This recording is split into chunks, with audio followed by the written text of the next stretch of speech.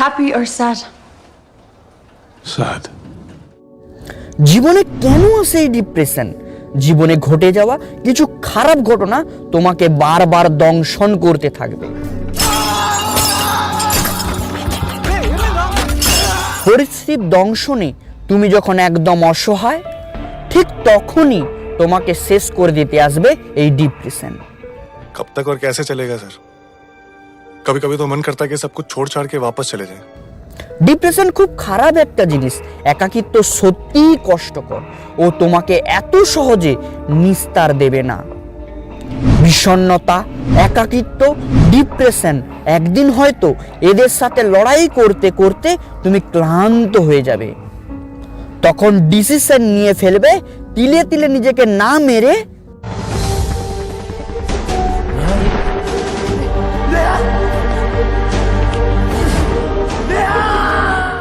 আত্মহত্যা করাটাই বেটার। নিজেকে শেষ করে দেওয়াটাই সঠিক। দাঁড়াও, কিন্তু তোমার শেষটা গল্পের শেষ নয়। তোমার সাথে জড়িত অন্য জীবনগুলো মোড় নেবে খারাপ রাস্তায়।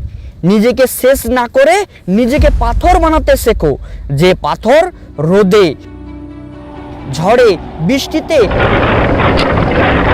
অটুট হয়ে দাঁড়িয়ে থাকবে। নিজেকে তৈরি করো একজন নির্ভীক যোদ্ধা হিসেবে। এই পৃথিবীতে তোমার জীবনের থেকে মূল্যবান জিনিস আর কিছুই নেই। জীবনে যতই খারাপ ঘটনা ঘটে যাক, যতই খারাপ পরিস্থিতি আসুক না কেন, সেগুলো একদিন শেষ হবেই। ঘূর্ণিঝড় যতই ক্ষতি করুক না কেন, ঝড়ের পরের দিন সকালে আমরা কিন্তু একটা চকচকে ঝকঝকে আকাশ দেখেছিলাম। অপেক্ষা করো সেই আকাশের জন্য, যে আকাশে সূর্যের আলো ঝলমল করবে। তুমি ভাবছো তুমি একাই কষ্টে আছো, তুমি একাই ডিপ্রেশনে আছো?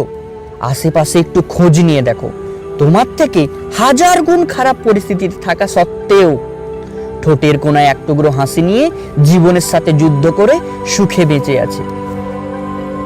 নিজের অস্তিত্ব টিকিয়ে রাখাটাই সব থেকে বড় বীরত্ব। মাঠ ছেড়ে পালানোটা বীরত্ব নয়। থাক ডিপ্রেশন, থাক কষ্ট, থাক একাকিত্ব, শিখে নাও কিভাবে বেঁচে থাকতে হয়। জেনে নাও কিভাবে একা লড়াই করতে হয়। নিজেকে নিজে বলো, আমি পারবো, হ্যাঁ আমি করে দেখাবো। বন্ধু, আত্মহত্যাটাই সমাধান নয়। নিজেকে নিজে সময় দাও। এই জীবন ঈশ্বরের দেওয়া খুবই মূল্যবান একটি উপহার।